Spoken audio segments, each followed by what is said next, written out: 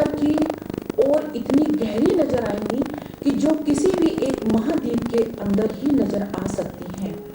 हिमालय की बर्फ से ढकी हुई पहाड़ियां एक छोर पर मिलेंगी और जैसे जैसे वह दक्षिण की ओर बढ़ेगा, गंगा, जमुना, ब्रह्मपुत्र से प्लावित समतलों को छोड़कर फिर विंध्य, अरावली, सतपुड़ा, सह्याद्री, नीलगिरि की श्रेणियों के बीच समतल हिस्से उसे रंग बिरंगे देखने में आएंगे। पश्चिम से पूर्व तक जाने में भी उसे इसकी विभिन्नताएं देखने को मिलेगी। हिमालय की सर्दी के साथ साथ जो साल में कभी भी मनुष्य को गर्म कपड़ों से और आग से छुटकारा नहीं देती, समतल प्रांतों की जलती हुई लू और कन्याकुमारी का वह सुखद मौसम जिसमें न कभी सर्दी होती है और न कभी देखने को मिलेगी। अगर असम की पहाड़ियों में वर्ष में 300 इंच वर्षा मिलेगी तो जैसलमेर की तृप्त भूमि मिलेगी, जहां साल में 2-4 इंच भी वर्षा नहीं होती। कोई ऐसा अन्न नहीं जो यहाँ उत्पन्न न किया जाता हो, कोई ऐसा फल नहीं जो यहाँ पैदा नहीं किया जा सके, कोई ऐसा खनिज पदार्थ नहीं जो यहाँ के भूगर्भ में न पाया जाता हो, और न कोई ऐसा वृक्ष अथवा जानवर है जो यहाँ फैले हुए जंगलों में न मिले। यदि इस सिद्धांत को देखना हो कि आग हवा का असर इंसान के रहन सहन, खान पान, वेशभूषा, शरीर और मस्तिष्क पर पड़ता है, तो उसका जीता जागता सबूत भारत में बसने वाले भिन्न भिन्न प्रांतों के लोग देते हैं। इसी तरह मुख्य मुख्य कई भाषाएं भी प्रचलित हैं और बोलियों की तो कोई गिनती ही नहीं, क्योंकि यहाँ एक कहावत मशहूर है, कोस कोस पर बदले पानी, 4 कोस पर वाणी। अब पढ़े गए गद्यांश की रेखांकित पंक्तियों की व्याख्या करेंगे। ये एक देश नहीं बल्कि कई देशों का एक समूह है। व्याख्या: यदि भारत से अपरिचित कोई विदेशी भारत के एक छोर से दूसरे छोर तक यात्रा करे तो उसे इतनी विभिन्नताएं देखने को मिलेगी कि वह ये कहने को विवश हो जाएगा कि भारत एक देश न होकर कई देशों का समूह है। प्राकृतिक डैश डैश आ सकती है। पंक्ति की व्याख्या: भारत में प्राकृतिक विभिन्नताएं भी विविध प्रकार की हैं जो किसी महाद्वीप में ही दिखाई पड़ सकती हैं, देश में नहीं। यहाँ एक ही समय में बर्फ भी गिरती मिलेगी, तेज गर्मी भी पड़ती मिलेगी, कहीं मूसलाधार वर्षा होती है तो कहीं पानी की एक बूंद भी नहीं बरसती। कोई ऐसा अन्य डैश डैश लोग देते हैं। पंक्तियों की व्याख्या: भारतीय धरती धन धान्य से भरपूर है, इसी कारण कोई ऐसा अन्न या फल नहीं है जिसे यहाँ पैदा न किया जा सकता हो। भारतीय धरती के गर्भ में अनेक खनिज पदार्थ पाए जाते हैं, प्रत्येक प्रकार की वनस्पति और प्रत्येक प्रकार के जानवर यहाँ पाए जाते हैं। लेखक का कहने का आशय ये है कि यहाँ बहुत सी ऐसी बातें हैं जो भारत की एकता में भी अनेकता के दर्शन कराने में सत्य प्रतीत होती हैं। भारत ऐसा देश है जिसमें सभी मौसम, सभी फल, वृक्ष, खनिज मिलते हैं। भिन्न भिन्न आब हवा से प्रभावित लोग इस देश में निवास करते हैं। उनका पहनावा, खान पान, रहन सहन आदि भी अलग अलग है। इनकी शारीरिक संरचना तथा मानसिकता भी एक जैसी नहीं है। ये विभिन्न प्रांतों में निवास करते हुए भी भारतवासी हैं। भिन्न भिन्न धर्मों के मानने वाले भी जो सारी दुनिया के सभी देशों में बसे हुए हैं, यहाँ भी थोड़ी बहुत संख्या में पाए जाते हैं। और जिस तरह यहाँ की बोलियों की गिनती आसान नहीं, उसी तरह यहाँ भिन्न भिन्न धर्मों के संप्रदायों की भी गिनती आसान नहीं। इन विभिन्नताओं को देखकर अगर अपरिचित आदमी घबरा कर कह उठे कि ये एक देश नहीं अनेक देशों का एक समूह है, ये एक जात नहीं अनेक जातियों का समूह है, तो इसमें आश्चर्य की बात नहीं है। अब इसकी व्याख्या बताएंगे। डॉक्टर राजेंद्र प्रसाद जी लिखते हैं कि ये संसार अनेक देशों में विभाजित है और इन सभी देशों के भिन्न भिन्न संस्कृति और धर्म है। पूरे विश्व में इन धर्मों को मानने वाले लोग भी अलग अलग हैं। भारत की एक अपनी विशेषता है कि यहाँ पर विश्व के सभी देशों के निवासी अथवा किसी भी धर्म को मानने वाले व्यक्ति कम संख्या में ही सही किंतु मिल अवश्य जाएंगे। जिस प्रकार भारत के विभिन्न प्रांतों, जनपदों और ग्रामों में बोली जाने वाली बोलियों की गिनती करना कठिन है, उसी प्रकार इस भारत भूमि पर निवास करने वाले लोगों के भिन्न भिन्न धर्म और इन धर्मों के भी कई कई संप्रदायों की गिनती करना भी आसान कार्य नहीं है। प्रसाद जी लिखते हैं कि भारत में भिन्न भिन्न धर्मों, भाषाओं, संप्रदायों वाले लोग निवास करते हैं। इन विभिन्नताओं को देखकर कोई भी अपरिचित व्यक्ति कह सकता है कि ये देश न होकर बहुत से देशों का समूह है। यहाँ एक जात नहीं, अनेक जातियों के समुदाय निवास करते हैं। गहराई से न समझने वाले व्यक्ति को ऐसा लगे तो इसमें कोई आश्चर्य नहीं है।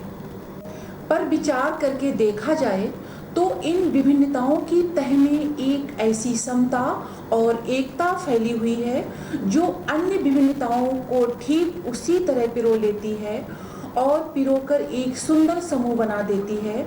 जैसे रेशमी धागा भिन्न भिन्न प्रकार की और विभिन्न रंग की सुंदर मड़ियों अथवा फूलों को पिरोकर एक सुंदर हार तैयार कर देता है, जिसकी प्रत्येक मणि या फूल दूसरों से न तो अलग है और न हो सकता है और केवल अपनी ही सुंदरता से लोगों को मोहता नहीं बल्कि दूसरों की सुंदरता से वह स्वयं सुशोभित होता है और इसी तरह अपनी सुंदरता से दूसरों को भी सुशोभित करता है।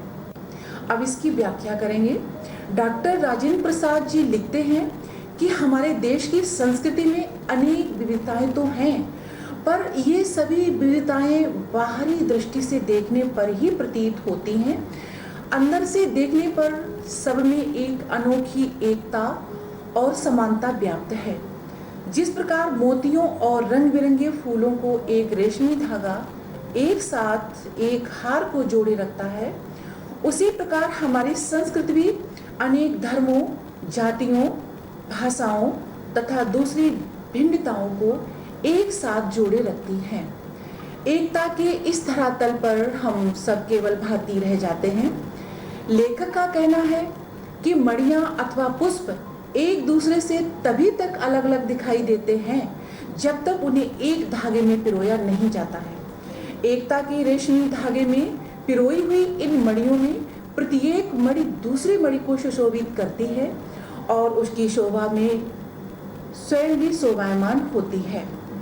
माला में गुथे हुए विभिन्न फूलों के साथ भी ऐसा ही होता है। भारतीय संस्कृति में व्याप्त विभिन्नताएं भी ऐसी मड़ियों अथवा पुष्पों के समान हैं जो एकता रूपी रेशमी धागे में गुथी हुई हैं। इसी एकता के कारण भारतीय संस्कृत जैसी विशाल और आकर्षक माला का निर्माण हुआ है। इसकी भिन्नता में भी सुंदरता है। ये विभिन्नताएं एक दूसरे को और अधिक सुंदर बना रही हैं। ये केवल एक काव्य की भावना नहीं है बल्कि ऐतिहासिक सत्य है जो हजारों वर्षों से अलग अलग अस्तित्व रखते हुए अनेकानेक जलप्रपातों और प्रभावों का संगम स्थल बनकर एक प्रकांड और प्रगाढ़ समुद्र के रूप में भारत में व्याप्त है, जिसे भारतीय संस्कृति का नाम दे सकते हैं। इन अलग अलग नदियों के उद्गम भिन्न भिन्न हो सकते हैं और रहे हैं। इनकी धाराएं भी अलग अलग बहती हैं और प्रदेश के अनुसार भिन्न भिन्न प्रकार के अन्न और फल फूल पैदा करती रहती हैं, पर सब में एक ही शुद्ध, सुंदर, स्वस्थ और शीतल जल बहता रहा है जो उद्गम और संगम में एक ही हो जाता है। आज हम इसी निर्मल, शुद्ध, शीतल और स्वस्थ अमृत की तलाश में हैं और हमारी इच्छा, अभिलाषा और प्रयत्न ये है कि वह इन सभी अलग अलग बहती हुई नदियों में अभी भी उसी तरह बहता रहे और इनको वह अमर तत्व देता रहे जो जमाने के हजारों थपेड़ों को बर्दाश्त करता हुआ भी आज हमारे अस्तित्व को कायम रखे हुए है और रखेगा। जैसा कि हमारे कवि इकबाल कह गए हैं, बाकी मगर है अब तक नामो निशा हमारा, कुछ बात है कि हस्ती मिटती नहीं हमारी, सदियों रहा है दुश्मन दौरे जमा हमारा। रेखांकित अंश की व्याख्या। डॉक्टर प्रसाद जी लिखते हैं कि भारत में विद्यमान अनेकता में एकता किसी काव्य का भावात्मक कथन नहीं है, यह ऐतिहासिक सत्य है। हजारों वर्षों से अनेकता की भाव एकता में उसी प्रकार समाहित होते रहे हैं जिस प्रकार अनेक झरने तथा प्रभावित होने वाली नदियां आदि सागर में आकर मिल जाती हैं। ये मिलन सागर के समान अत्यंत विस्तृत तथा गहरा है। इस भारतीय संस्कृत के सागर में भी विविध धर्मों, संप्रदायों, मान्यताओं का मिलन हुआ है। इसी एकता का नाम भारतीय संस्कृति है। ये एक नैतिक और आध्यात्मिक स्रोत है जो अनंत काल से प्रत्यक्ष या अप्रत्यक्ष रूप से संपूर्ण देश में बहता रहा है और कभी कभी मूर्त रूप होकर हमारे सामने आता रहा है। ये हमारा सौभाग्य रहा है कि हमने ऐसे ही एक मूर्त रूप को अपने बीच चलते फिरते हंसते रोते भी देखा है और जिसने अमृत की याद दिलाकर हमारी सूखी हड्डियों में नई मज्जा डाल हमारे मृत पाए शरीर में नए प्राण फूंके और मुरझाए हुए दिलों को फिर खिला दिया। वह अमृत सत्य और अहिंसा का ही है जो केवल इसी देश के लिए नहीं, आज मानव मात्र के जीवन के लिए अत्यंत आवश्यक हो गया है। हम इस देश में प्रजातंत्र की स्थापना कर चुके हैं और जिसका अर्थ है व्यक्ति की पूर्ण स्वतंत्रता, जिसमें वह अपना पूरा विकास कर सके और साथ ही सामूहिक और सामाजिक एकता भी। व्यक्ति और समाज के बीच में विरोध का आभास होता है। रेखांकित अंश की व्याख्या। डॉक्टर प्रसाद जी लिखते हैं कि भारत की राष्ट्रीय एकता की प्राण शक्ति इसकी नीति और इसके आध्यात्म में निहित है। वास्तविकता ये है कि भारतीय संस्कृति में पवित्र चरित्र तथा आत्मा संबंधी चिंतन का झरना सदा से ही अवाध गति से बहता रहा है। ये झरना कभी स्पष्ट दिखता हुआ और कभी परोक्ष रूप में बहता रहा है। हमारे सामने समय समय पर उच्च चरित्र वाले तथा धार्मिक एवं आत्मिक चेतना से संपन्न महापुरुष आते रहे हैं। ये हमारा सौभाग्य ही कहा जाएगा कि आधुनिक युग में इस चरित्र और आध्यात्म की सजीव एवं साकार मूर्ति महात्मा गांधी के रूप में हमारा नेतृत्व कर रही थी। नैतिक एवं आध्यात्मिक चेतना के इस मूर्त रूप को प्रत्यक्ष रूप से हमने चलते फिरते तथा हंसते रोते भी देखा है। हम इस देश में डैश सामाजिक एकता भी पंक्तियों की व्याख्या करेंगे। हम भारत में प्रजातंत्र की स्थापना कर चुके हैं। लोकतंत्र प्रजातंत्र वह व्यवस्था है जिसमें व्यक्ति को पूर्ण स्वतंत्रता प्रदान करते हुए अपना पूरा विकास कर सकने का अवसर मिलता है। साथ ही सामाजिक और सामूहिक एकता भी विकसित होती है। व्यक्ति अपनी उन्नति और विकास चाहता है और यदि एक ही उन्नति और विकास दूसरे की उन्नति और विकास में बाधक हो तो संघर्ष पैदा होता है और यह संघर्ष तभी दूर हो सकता है जब सबके विकास के पथ अहिंसा के हो। हमारी सारी संस्कृति का मूलाधार इसी अहिंसा तत्व पर स्थापित रहा है। जहाँ जहाँ हमारे नैतिक सिद्धांतों का वर्णन आया है, अहिंसा को ही उनमें मुख्य स्थान दिया गया है। अहिंसा का दूसरा नाम या दूसरा रूप त्याग है और हिंसा का दूसरा रूप या नाम स्वार्थ है, जो प्रायः भोग के रूप में हमारे सामने आता है। पर हमारी सभ्यता ने तो भोग भी त्याग से ही निकाला है और भोग भी त्याग में ही पाया जाता है। श्रुति कहती है तेन त्यक्तेन जीता। इसी के द्वारा हम व्यक्ति के बीच का विरोध, व्यक्ति और समाज के बीच का विरोध, समाज और समाज के बीच का विरोध, देश और देश के बीच के विरोध को मिटाना चाहते हैं। हमारी सारी नैतिक चेतना इसी तत्व से ओतप्रोत है। इसलिए हमने भिन्न भिन्न विचारधाराओं को स्वच्छंदता पूर्वक अपने अपने रास्ते बहने दिया। भिन्न भिन्न धर्मों और संप्रदायों को स्वतंत्रता पूर्वक पनपने और भिन्न भिन्न भाषाओं को विकसित और प्रस्फुटित होने दिया। भिन्न भिन्न देशों के लोगों को अपने में अभिन्न भाव से मिल जाने दिया। भिन्न भिन्न देशों की संस्कृतियों को अपने में मिलाया और अपने को उनमें मिलने दिया और देश और विदेश में एक सूत्रता तलवार की जोर से नहीं बल्कि प्रेम और सौहार्द से स्थापित की। दूसरों के हाथों और पैरों पर, घर और संपत्ति पर जबरदस्ती कब्जा नहीं किया, उनके हृदयों को जीता और इसी वजह से प्रभुत्व, जो चरित्र और चेतना का प्रभुत्व है, आज भी बहुत अंशों में कायम है। जब हम स्वयं उस चेतना को बहुत अंशों में भूल गए हैं और भूलते जा रहे हैं। रेखांकित अंश की व्याख्या लेखक जी लिखते हैं कि हमें अपनी स्वतंत्रता का गलत प्रयोग नहीं करना चाहिए। हम कोई भी कार्य करने के लिए स्वतंत्र हैं, किंतु हमारा ये नैतिक कर्तव्य भी है कि हम अपने कार्य को इस प्रकार संपन्न करें जिससे किसी दूसरे को उससे किसी प्रकार की असुविधा ना हो। यदि हम ऐसा सोचकर कार्य करेंगे तो हमारी सामाजिक एकता बनी रहेगी और सभी को उन्नति करने के एक समान अवसर मिलेंगे। संघर्ष तब होता है जब एक के स्वार्थ में बाधा पहुंचाते हैं। इस संघर्ष को टालने का एकमात्र उपाय अहिंसा या त्याग भावना का अनुसरण करना है।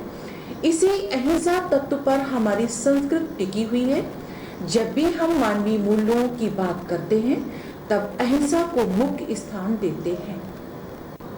अहिंसा का दूसरा डैश हमारे सामने आता है। रेखांकित पंक्ति की व्याख्या।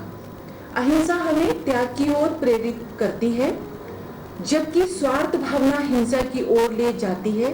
यदि हम स्वार्थ त्याग दें तो हिंसा स्वतः समाप्त हो जाएगी। स्वार्थहीन वृत्ति हमें भोग की ओर प्रेरित करती है। श्रुति कहती है डैश डैश और क्रोध है। रेखांकित अंश की व्याख्या। लेखक का कहना है कि भारतीय दर्शन के अनुसार भोग की उत्पत्ति त्याग से हुई है और त्याग में भोग में ही पाया जाता है। वेदों में कहा गया है कि संसार का भोग त्याग की भावना से करो। यहाँ त्याग में ही भोग माना गया है। भोग के लिए एक व्यक्ति दूसरे व्यक्ति से झगड़ा करता है, लड़ता है और समाज में उसका विरोध करता है। भोग के कारण ही एक समाज का दूसरे समाज से अथवा एक देश का दूसरे देश से संघर्ष होता है। अतः इन समस्त विरोधों को पूरी तरह नष्ट करने के लिए त्याग की भावना का उत्पन्न होना अनिवार्य है। त्याग की भावना मन में आते ही चित्त में अपार सुख अथवा शांति का अनुभव होने लगता है। इस कारण त्याग अथवा अहिंसा भारतीय संस्कृति का वह तत्व है जो संसार में व्याप्त समस्त व्यक्तिगत, सामाजिक, राजनीतिक, देश विदेशगत विरोधों को समाप्त कर सकता है। इस पाठ को पढ़कर आपने सीखा है डॉक्टर राजेंद्र प्रसाद के जीवन परिचय के बारे में, डॉक्टर राजेंद्र प्रसाद की प्रमुख रचनाओं के बारे में, लेखक डॉक्टर राजेंद्र प्रसाद का हिंदी साहित्य में स्थान के बारे में, भारत भूमि की विशेषता विविधता में एकता के बारे में, भारतीय संस्कृति के अंतर्गत विभिन्न धर्म, विचारधारा, जाति, परंपरा आदि के बारे में, भारतीय संस्कृति में विद्यमान अमर तत्व के स्रोत, नैतिक एवं आध्यात्मिक के बारे में, भारतीय संस्कृति के मूलाधार अहिंसा और त्याग के बारे में। प्रिय विद्यार्थियों, आप डॉक्टर राजेंद्र प्रसाद द्वारा लिखित भारतीय संस्कृति के इस पाठ के पढ़ाए गए अंश तथा अवशेष भाग का स्वाध्याय कर लें, जिससे आगामी शेष भाग का प्रसारण भी आप अच्छी प्रकार से समझ सकें। धन्यवाद।